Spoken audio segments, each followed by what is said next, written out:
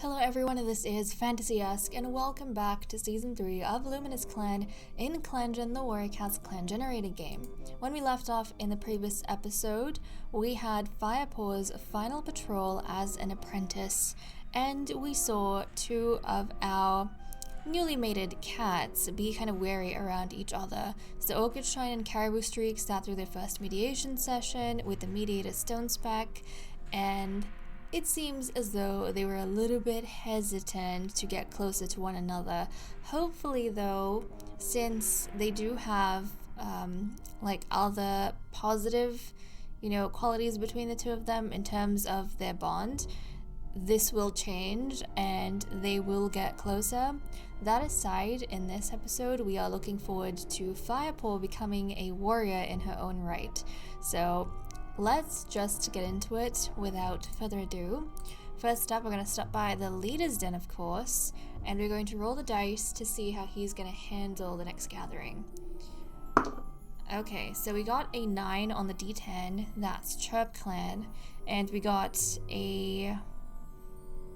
what is this? This is a 6 that we got on the D8, so that means we're going to befriend Chirp Clan.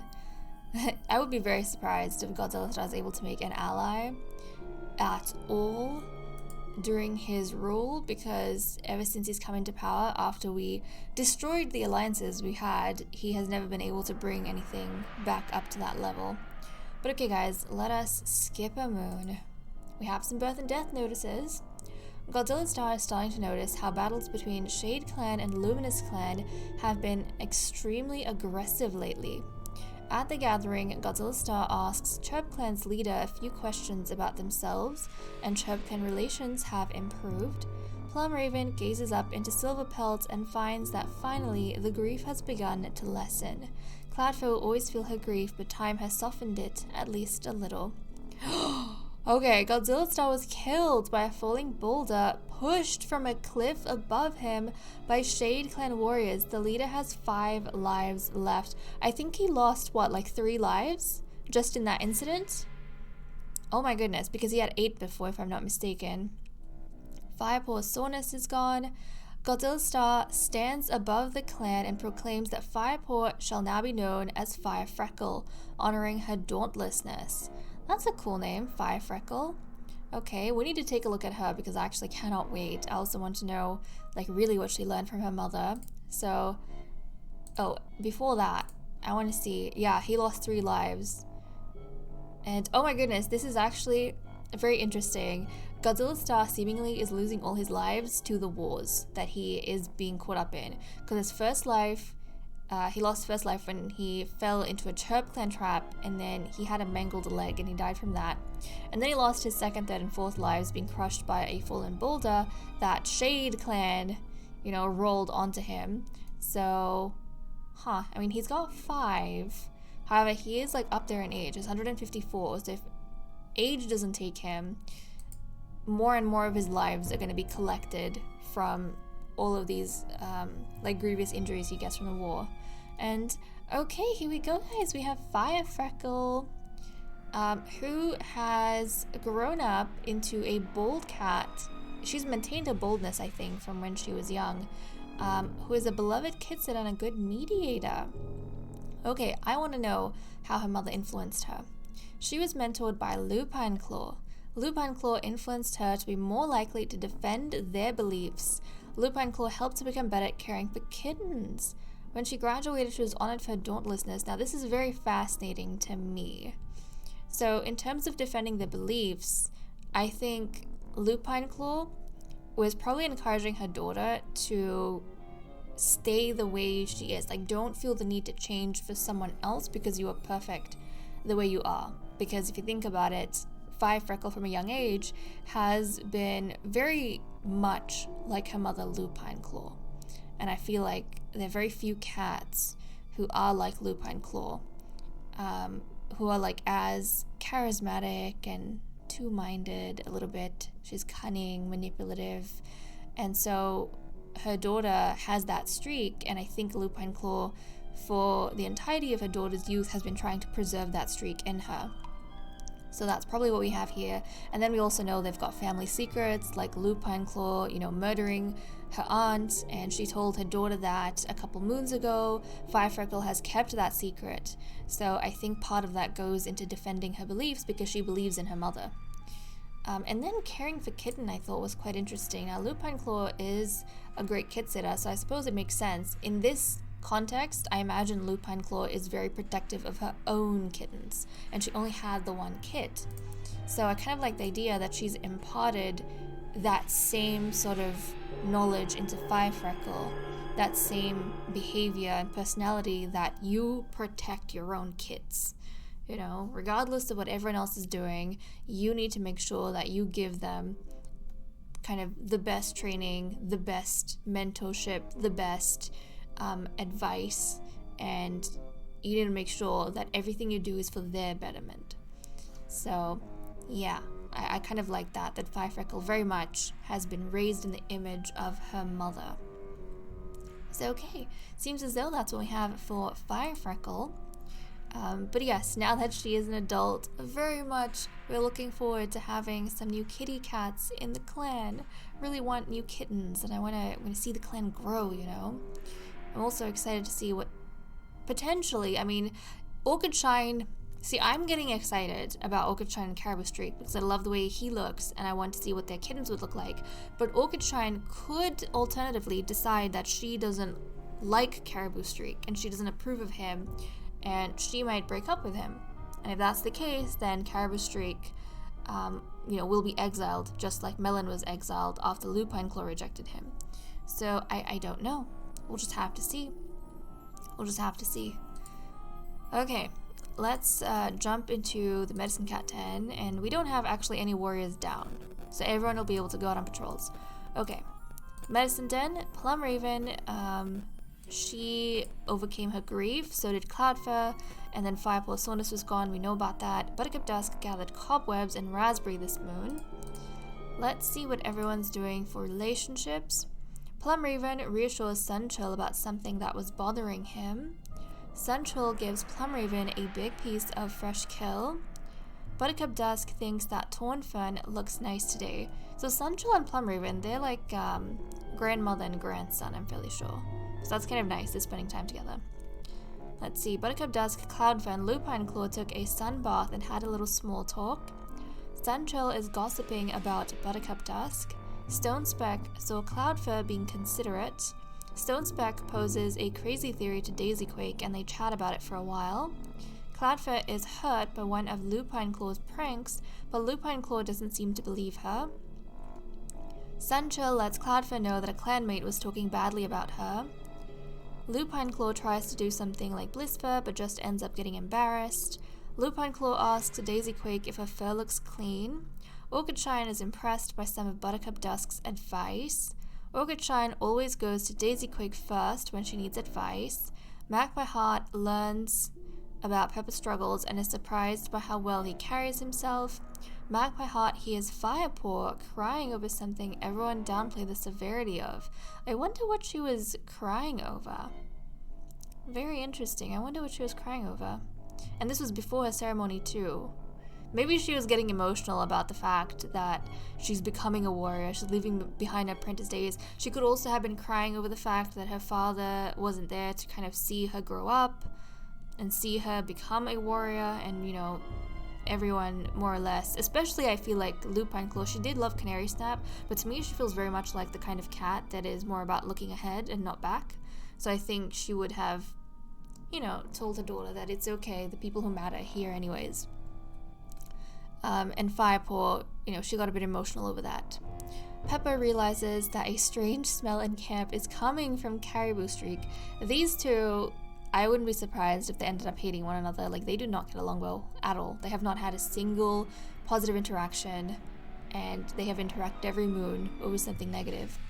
Sunchill does something that badly affects Pepper. Godzilla Star thinks very often about his son Daisy Quake. Godzilla Star is surprised when Tornfern, his favorite daughter, compliments him. Plum Raven gives Blissfur something that she dropped. Sunchill is discomfited by Caribou Streak's muttering. Okay. Magpie Heart points out to Caribou Streak that a spider is in his nest before he sits in it. Caribou Streak puffs out his chest when Firepaw approaches. These two bold cats might get along. That would be interesting. Daisy Quake hears a nice story about Stone Speck. Plum Raven is playing tag with Tornfern. And Fire Freckle warns Lupine Claw about something on the ground so Lupine Claw doesn't trip. I love that we have this good bond between these two, and I hope they maintain this bond going forward, but honestly I think they will. I can't imagine a situation where Fire Freckle and Lupine Claw would get distant from one another. In my head, these two are like a unit, you know, a very strong mother-daughter unit. Okay guys, it seems as though that's all we have for events, so let me cut the recording here and we'll continue with the cat list. Okay, it is time for us to resume with the cat list. First up, we have loyalties, and we have had a little bit of a change. So Fire Freckle is now a loyalist to Godzilla Star, and I think this is probably because Fire Freckle, you know, she's a bold cat, and this is probably one of the first times she's seen the clan leader lose 3 lives from something as scary as a boulder. I don't know if she was around when he lost his first life, but she got to see, you know, him dying and then coming back to life, and I think she finds that to be like such a cool and amazing thing, so she's like looking up to Godzilla Star once more. I think she lost her faith in him. I can't remember when it was. It was probably around when her father died, but I know as, I don't know as an apprentice, but maybe as a kitten, she did look up to Godzilla Star quite a bit. But yeah, I think now especially she got to see him lose 3 lives from something as gruesome as a boulder in the war against Shade Clan, and then still, like, you know, come back to life, resume his duties as a healthy cat, and, you know, he's got 5 left, so the clock is ticking. But I think that compounding with Fire Freckle having a ceremony, the excitement of all of those things, it's kind of made her look at Godzilla Star in a new light. Like, she feels invincible because of herself and the clan leader she serves under. So that's why we had this. And also, while I was looking through relationships, I noticed an interesting change in Lupine Claw.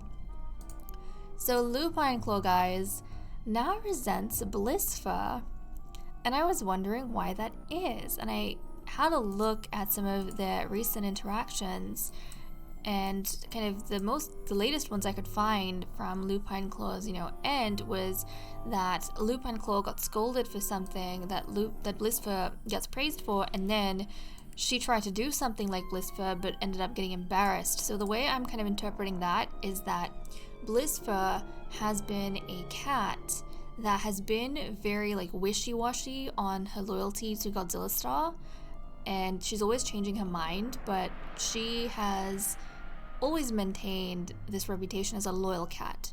Nobody really questions that behavior of hers, and yet she's able to spin her loyalty in a way that is for the clan and not for a specific cat, right?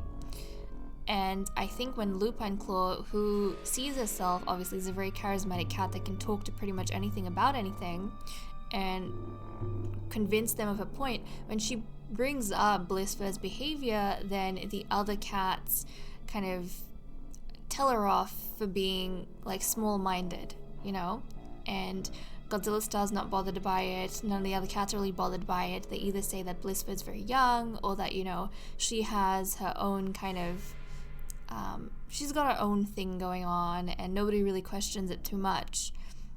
And yet later on, I imagine, when Lupine Claw tried to reevaluate how she feels about Godzilla Star, because obviously her daughter does. Her daughter feels differently. Her daughter feels that Godzilla Star is a very exciting leader to have. And maybe Lupine Claw, because of her bond with Fire Freckle, is wanting to rethink how she feels about Godzilla Star, but then her siblings are kind of, you know, in her ear complaining about Lupine Claw being wishy-washy and Lupine Claw not sticking to her beliefs. So when she's doing a similar thing to Blissfur, they're getting upset over that.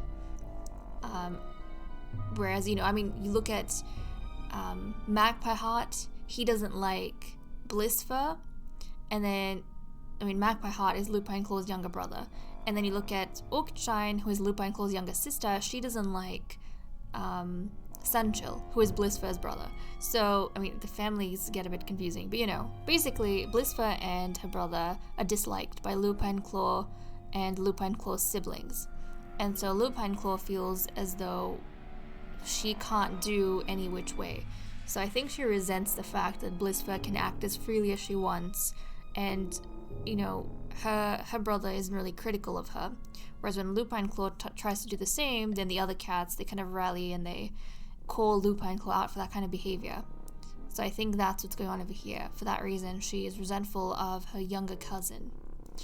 So that was fascinating. But let's go and do some mediation. I'm very excited to see if this is going to work this time around. Caribou Streak and Orchid Shine, they were very wary of each other last time, but let's see if anything changes. Okay, so comfort, platonic-like, respect has increased, dislike has decreased. So it seems like both are still kind of unwilling to brave this bond. Now, it is not just on one side, it is on both sides. Caribou Streak is very, very, I think maybe Caribou Streak, he is a bold cat, but at the same time, he doesn't want to maybe boldly pursue someone who doesn't want to be pursued. He applies his boldness where it is required and will succeed. Whereas Orchid Shine, she has never allowed anyone into her heart. She's never had a crush on anyone, anything like that. And so I think she's maybe struggling to see Caribou Streak as someone other than the male that was chosen for her by the leader to breed with.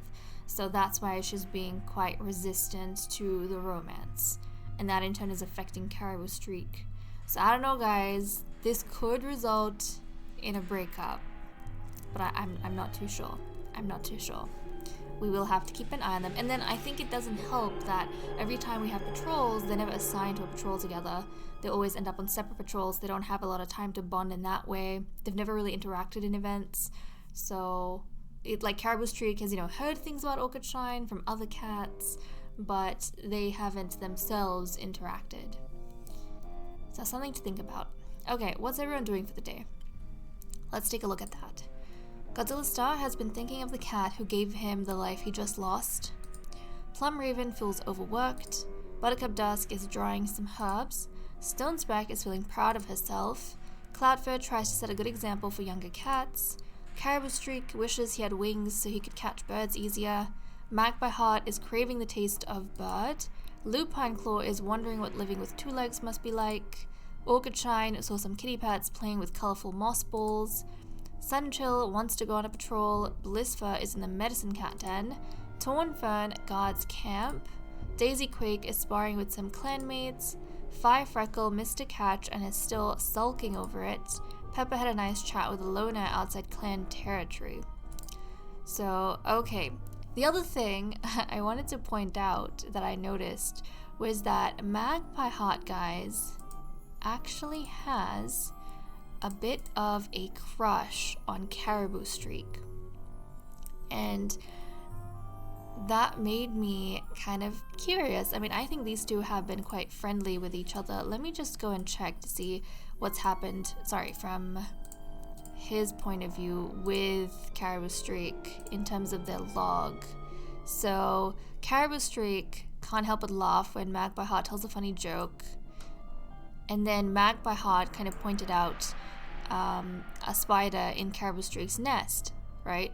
So they've had a few interactions between each other, and Magpie Heart has never been romantically inclined towards anyone, but the fact that they're spending time together as friends, I think also Magpie Heart is reading into things. So for example, Magpie Heart is craving the taste of bird. He wants to eat some birds, and Caribou Streak, who kind of loves going out on patrols and after his initial hesitation has been quite excited about it, he wants to go catch some birds, right? Or it could be, I think maybe actually Caribou Streak wants to catch birds, and because Magpie Heart likes him, he is now craving the taste of bird because he wants to eat the birds that Caribou Streak catches.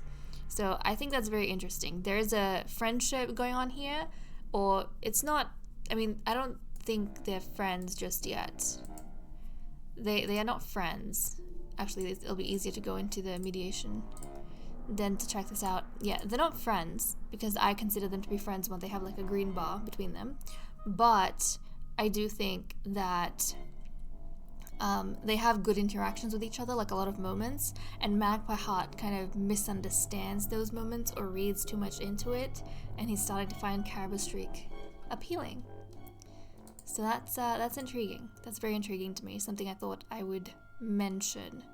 And also, I suppose, for Lupine Claw, I mean, because she has a green bar and a red bar with Blissfur, that does mean that she is friends with Blissfur, but, I mean, you can be resentful of your friends, right? You can be resentful of your friends for something that happens, and I think all of the stuff I talked about with the double standards of the other cats seem to have regarding Blissfur and Lupine Claw, I think that's what's making her resentful and getting to her.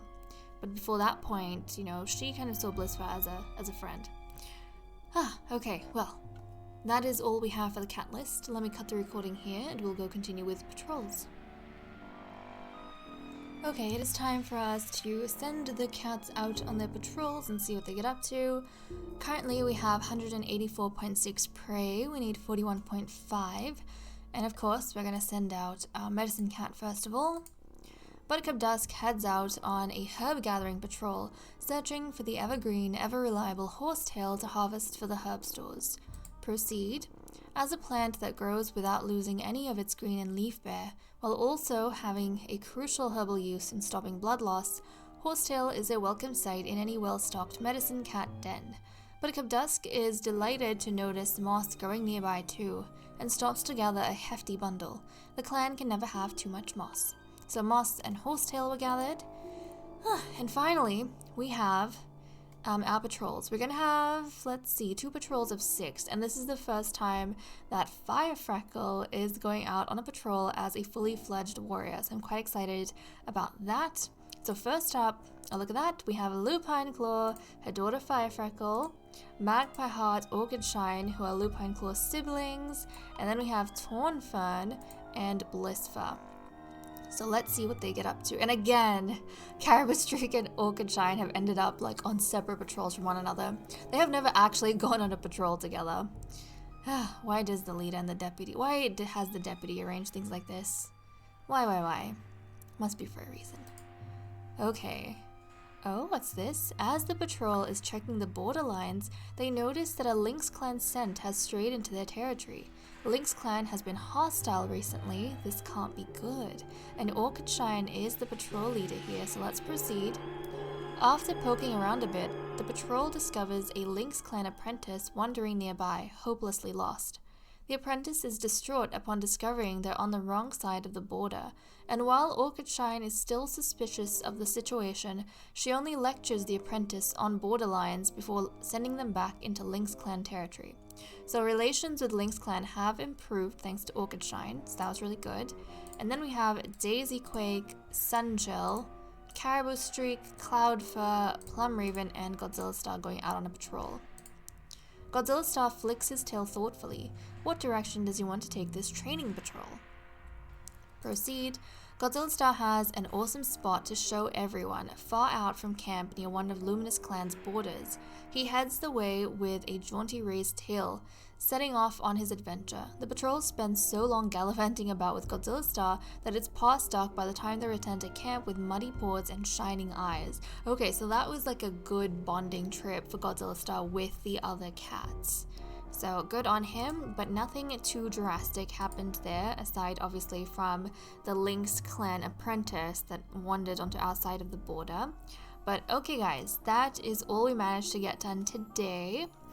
I think what I want to do, since we don't have any kittens right now, pregnancies, or we don't have any like apprentices that we are trying to train, I'm actually gonna play off camera guys until we get a pregnancy.